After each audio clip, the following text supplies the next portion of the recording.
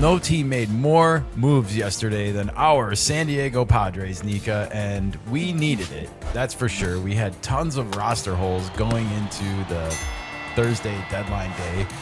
No moves had been made prior to yesterday morning, and we had all these holes on our team, despite being holding on to the third spot in the wild card and being 11 games over 500. Better place than we were last year. I checked. Yeah. We were 59 and 51. Okay, so this is better. Little close, but a little better. Yeah. Yet we had a huge hole in left field. We could use some DH, a couple bats, and bullpen help is always welcome, even though the Padres have a really good bullpen going into the deadline. And starting pitching help. I mean, the list goes on. Michael King's status is uncertain. Yu Darvish had a great start, but the first few weren't all that good. And would we still have Dylan Cease at the end of the day? That was a big question. Kind of unknown.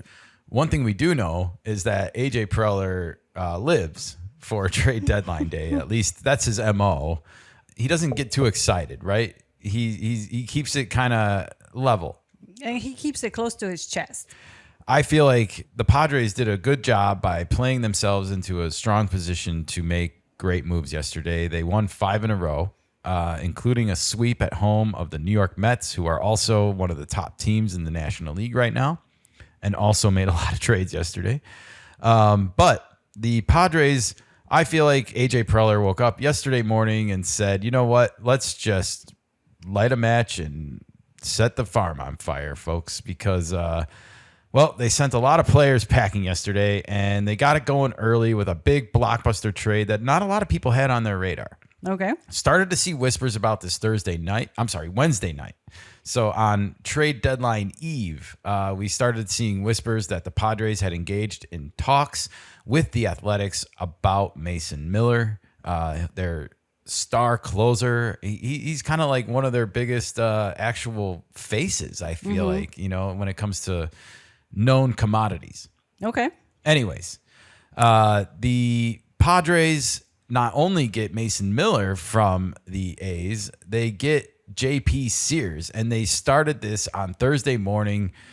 Big time trade. And oh, by the way, they sent their prized shortstop prospect Leonidas DeVries to the Athletics in exchange, along with right-handed pitchers Henry Baez, Brandon Nett, and Eduardo Nunez. 4 prospects going back to the A's, but that Leonidas DeVries trade is going to be the one that most Padres fans keep their eyes on for the rest of his career. A lot of people are saying this is James Wood all over again, the 22-year-old, 23-year-old who's playing for the Washington Nationals right now, and having an all-star season. DeVries is probably going to be a future all-star of some point. And, who knows, maybe even an MVP caliber player. He's 18. He's got a lot of long growing to do before he becomes an all-star and an MVP in a big league uniform. But he's not going to help the Padres win a championship this season. Year. And, Manny Machado's 32 or going to be at the end of before next year. I don't remember if he is now or not. Close to it. He did some stuff before 32 recently. But anyways, Fernando's 26, 27. So, you're talking about in 3 years, Manny's going to be 35 and Fernando's going to be 30 almost. And where the players get to decline at that age. Exactly. I think too many Padres fans fell in love with the idea of DeVries playing with Tatis and Merrill and Salas, Ethan. They viewed the 4 of them as like this posse that never existed in reality. It's just a wishful thinking. It is. While Merrill is closer in age to DeVries and Salas than he is to Tatis, I still think he is more buddies with Tatis than he's ever going to be with those two. Well, because he's playing on the same team, they interact a lot more, and the other guys are just prospects. You don't know how they're going to perform. He would always be a mentor type person to them. Absolutely. In fact, Merrill's friends are James Wood and the people that were in the farm system when he was in the farm system. But he's graduated, and this dream delusional thing is just It's just a dream. It's just a dream, Okay. Anyways, so big trade to start the morning yesterday. And I feel like this set the tone for almost all of Major League Baseball. And it raised the value of like what it was going to cost you to get someone, right? Like we'd already seen some pretty crazy, like, oh, it costs this much to get this guy. And, oh, man. And then there was some kind of like head scratchers, like, oh, Arizona only got this for Eugenio Suarez. Like, that's interesting. Anyways, this trade definitely set a high price point of entry, and also it blocked the Cubs from getting Mason Miller, the Dodgers from getting Mason Miller, the Mets, like if he was really out there, we didn't know. So anyways, great move by AJ to get things started, and he wasn't done. We had the other side of the battery. Freddie Fermin is coming to the Padres from the Kansas City Royals. If you don't know a lot about Freddie Fermin, really quick, he's been the backup catcher for the Royals, playing behind Salvador Perez, the everyday catcher. And from everything I heard about him, I think it was Jake Peavy and Yonder Alonso on MLB Network that were mentioning that he's really good with pitching staffs and that this is like a great opportunity for him. And he's 30 years old. I expect him to be like a consummate professional about this and just kind of accept this new role. It's a great opportunity for him. Absolutely. And I think he will fit with the Padres really well as well. Yeah, absolutely.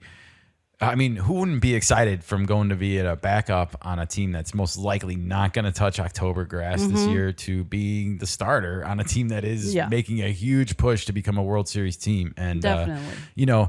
He's under contract control for a while too. We didn't mention that about Mason Miller a second ago, but he's also under contract. So we got 4 more years of these two together. So basically, between the catcher, Mason Miller, and Sears, gonna be with the Padres for at least 4 years. Sears is a little bit less. Okay. Mason Miller, though, 4 more years after this. Freddie Fermin, also 4 more years after That's this. a long time. It is. So you get some nice value back. Now, the Padres did give up Steven Kolek, the Polish prince, everybody, and Ryan Bergert also had made some spot starts for the Padres recently and looked pretty sharp doing it.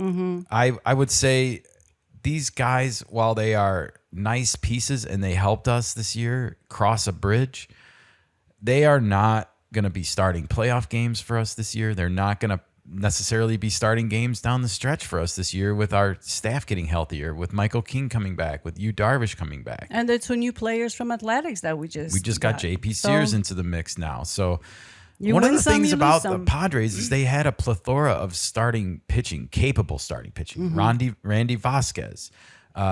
We saw it last year with Matt Waldron. They even got like through July with him a little bit, before he was finally kind of replaced. But either way, this was a great move by the Padres to get a catcher that's also under contract control for a long time, especially because of Ethan Salas's injury in the minor leagues this year and just having slowed down his whole progression. I think a lot of people were hoping he might be ready by next year to become the major league catcher, and that's definitely not going to be the case. I doubt it. He was in fall ball last year, but he definitely has regressed this year. So Prospects, you just don't know. You don't know. And he's still only 19 as well. Exactly. So we still have a teenage prospect, everybody, even though we lost DeVries. All right. Who else AJ did we Preller was not done. He no. rang up the Orange Birds, Nika. Ring, ring.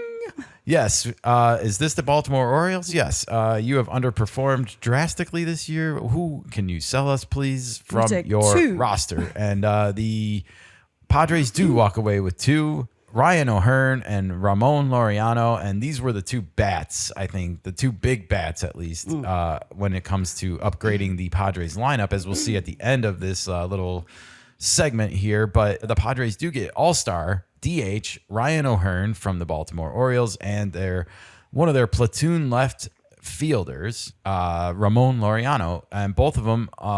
Now, Ryan O'Hearn is a rental, but Laureano has a player option for next year that's relatively affordable. So this could be the start of a at least long-term relationship through next season. So that's exciting if you're a Padres fan, because we haven't had a left fielder really all year. We've been kind of winging it, and it's true. It's a good upgrade. This at is the a moment. huge upgrade. Huge upgrade, and someone that should fit well with Shildt ball. A contact hitter, especially against lefties, as a right-handed hitter, and that's great. something that we've struggled with all year long. Okay, so we got those 2. We got those 2. Gave up 6 prospects here, Nika. That's okay. The It's big prospects. name that you might hear down the road, in my opinion, from this haul is Victor Figueroa. So just remember that. If I'm wrong about that, Brandon Butterworth, by the way, great name, but Victor Figueroa is the one that you're going to want to remember. So, Okay. We keep an eye on the prospects for indeed. the future.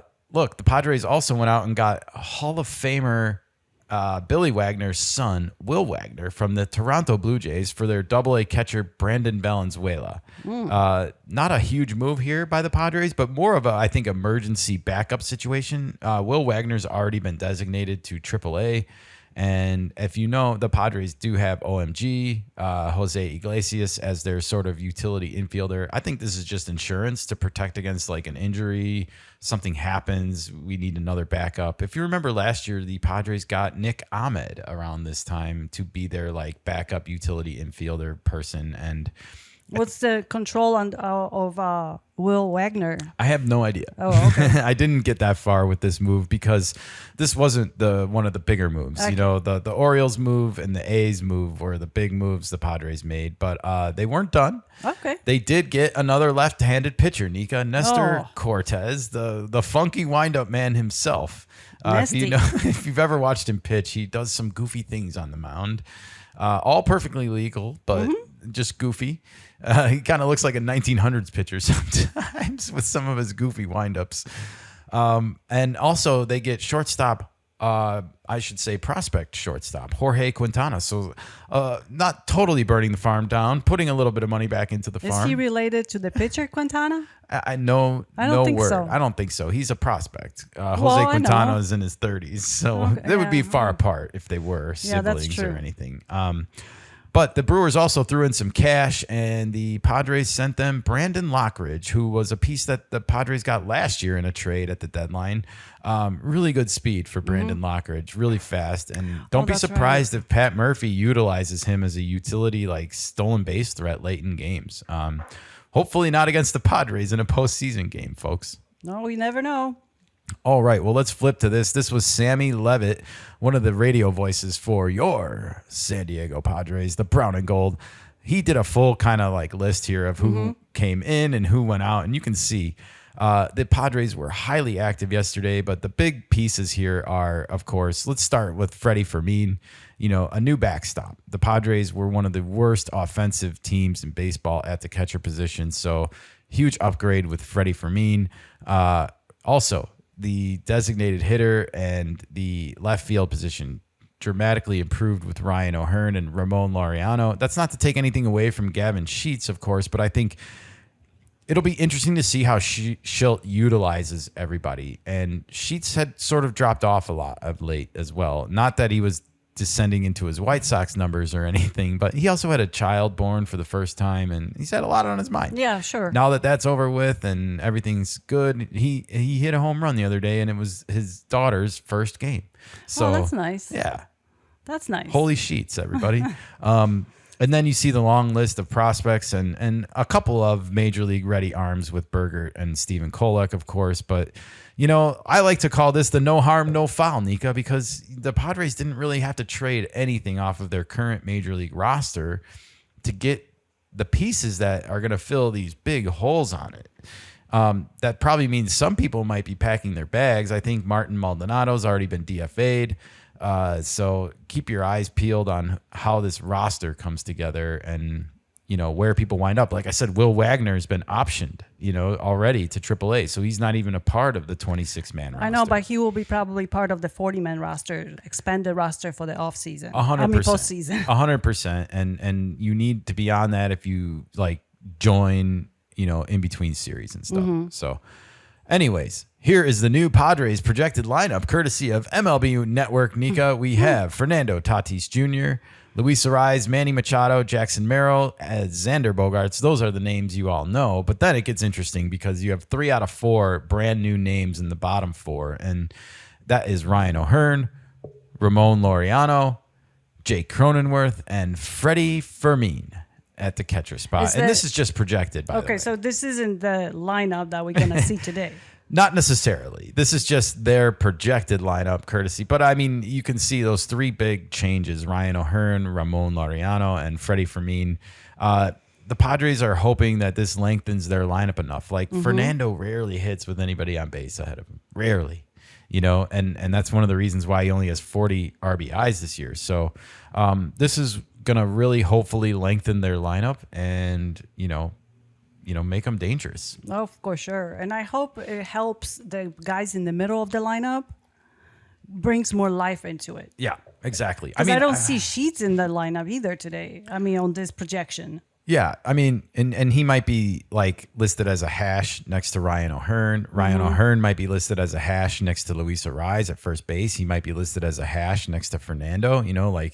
There's so many interchangeable pieces right now, and I think Shildt is going to give like Tatis days off in the field. He'll be the DH, and O'Hearn might play right field, or Laureano might play right field, and O'Hearn might play left field. There's options on this team now.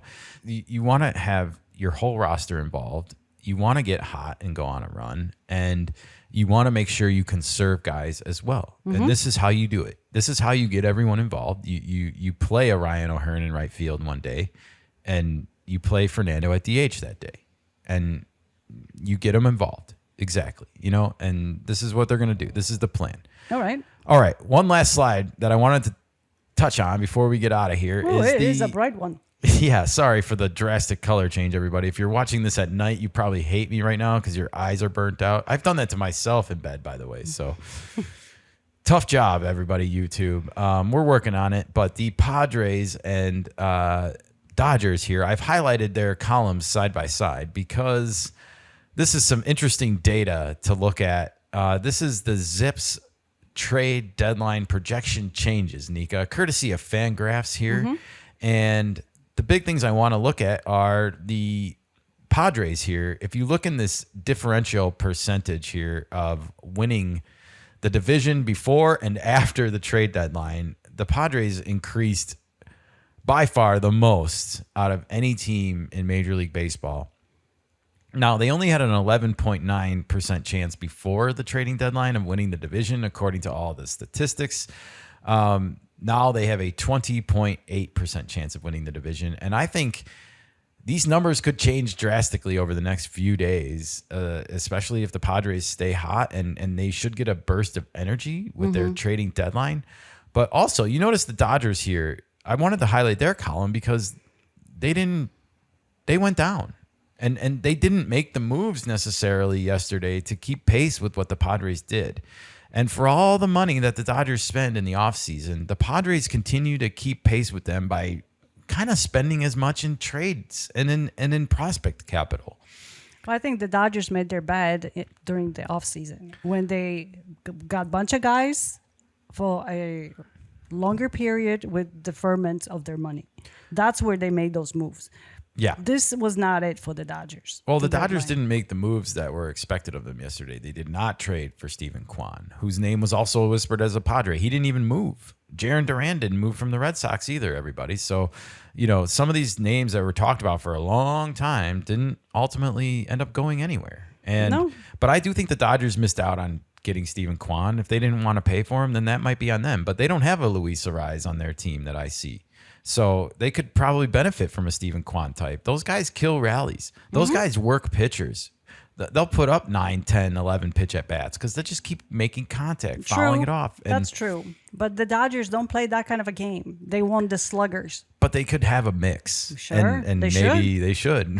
You could argue. Anyways, thought that was interesting. And you can see their playoff percentages actually went down from 99.1% to 99%. So only a 1% chance of not making the playoffs. That's definitely not going to happen. No, they're going to make the playoffs. I do think that as the next week or two goes on, you might see the Padres close that gap in the division and their chances go up, especially if they get this energy boost. Like I said, they didn't lose anybody off their professional team, off their major league roster.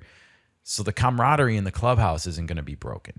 The Padres right now, if you go on to like gambling websites, they have really low odds of winning the World Series. And I might make that bet if I were you. I don't condone a lot of sports gambling talk on our show because I think there's too much of it going on in the world. But in my opinion right now, to not be listed in the top 10 of having a chance to win the World Series and seeing teams like the Cubs who didn't make a lot of moves ahead of you, That's blasphemy, man. Maybe you might want to make that pick.